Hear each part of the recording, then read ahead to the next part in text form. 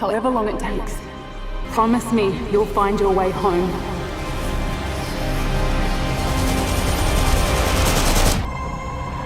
Ladies and gentlemen, start your engines!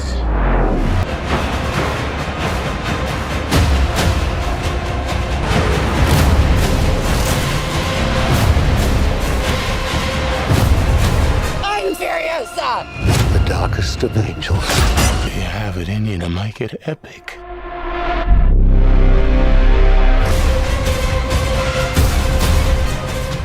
Furiosa, a Mad Max Saga, is the prequel to the highly acclaimed Mad Max Fury Road and is once again directed by George Miller, who's directed every Mad Max movie up to this point. Snatched from the green place of many mothers, young Furiosa falls into the hands of a great biker horde led by warlord Dementus. As he and Immortan Joe fight for dominance, Furiosa finds herself in a non-stop battle and make her way home.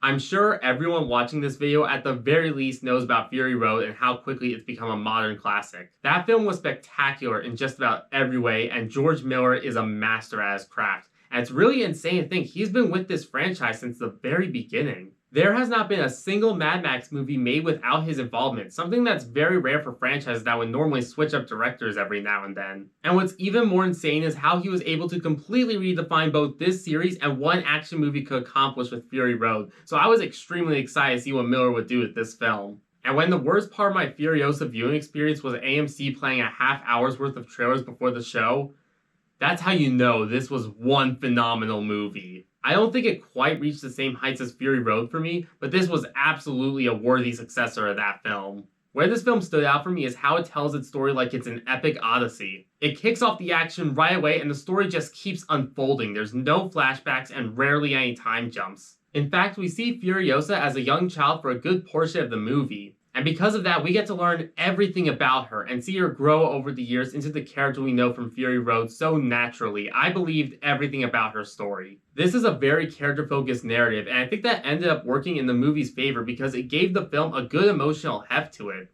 And we end up getting a new perspective on who Furiosa is and how she became the person she was in Fury Road. And we even get a lot of characterization for the villain, which, oh boy. I'll get to him soon because there is so much to say about him. Prequel films like this can either recontextualize their predecessor in a way that enhances the film or fall into the trap of contradicting the original or relying too much on fan service. But this film was thankfully not that. This film made me love Furiosa as a character more than I already did, and it's going to make for the perfect double feature with Fury Road. They worked this story into the universe of this franchise so naturally, but the amount of character studies in this film as well as the bold ways it tells its narrative really helped the film feel fresh and original, instead of a retread of Fury Road or the other Mad Max films. Seeing as how this film starts with Furiosa as a young child and follows her as she grows up in the wasteland, you can bet there's a lot going on. But miraculously, I never felt that long 2-hour and 25-minute runtime. Even with a few unnecessary slow points here and there, the pacing is rock solid, and somewhere an hour just evaporated. But what helped make this narrative so gripping was the action, how it's staged, and the amount of innovation and unpredictability to them. My eyes were glued to the screen during every sequence. Miller fully embraces the barbaric action the last film established. There are so many extended sequences bursting with excitement and raw intensity. And even though you can tell this is the kind of action movie that doesn't hold back on the brutality pretty quickly into the film, there were still so many moments that shocked me with how far they were willing to go, and I couldn't help but gasp out loud at a few scenes. I also love just how atmospheric the action and world of this film are. With the environments, coloring, music, and how this film is shot, there's so much to be immersed in. Almost every frame is visually striking, and the scale of this movie looks and feels huge. This film even presents new locations, characters, vehicle designs, and concepts for the wasteland, and they're all natural additions to this world. It's easy to believe these concepts could exist in the wasteland and have existed, but they all feel unique to this movie while adding so much depth to the world that George Miller has established up to now. Anya Taylor-Joy gives a harrowing performance in this film, and I think she was perfectly cast in the role. I completely bought into her as a younger version of Charlize Theron's character. And I think what made her performance stand out even more was the fact she doesn't get a lot of dialogue in the film. This is a performance that relies heavily on the emotion she conveys through facial expressions, and you understand everything about Furiosa at that moment. And if anything, this movie cemented Anya as the star she has quickly become over the last few years. But for me, Chris Hemsworth stole the entire movie. This is without a doubt the best performance I've ever seen from him, and dare I say, worthy of an Oscar nomination. Dementus is one of those menacing, relentless, wildly entertaining villains that can represent the film itself, and Hemsworth completely embodies the character from start to finish. There haven't been a lot of villains in films lately that are as intimidating as they are memorable, but he is definitely the kind of character that can be classified in that category. But at the same time, there was a little more to his character that we get to learn about throughout the film. Small hints about his past are dropped, and at the end,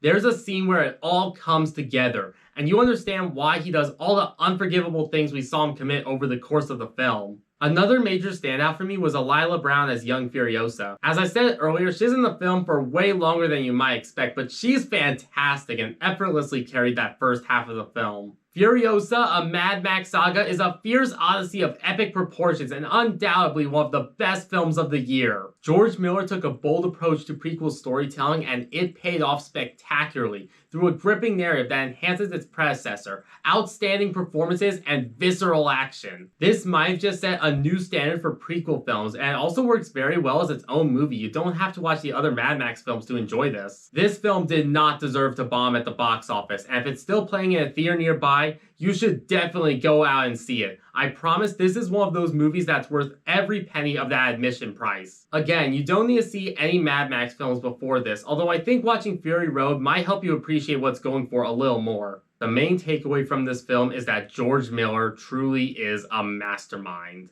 I'm going to give Furiosa, a Mad Max Saga, a 9 out of 10.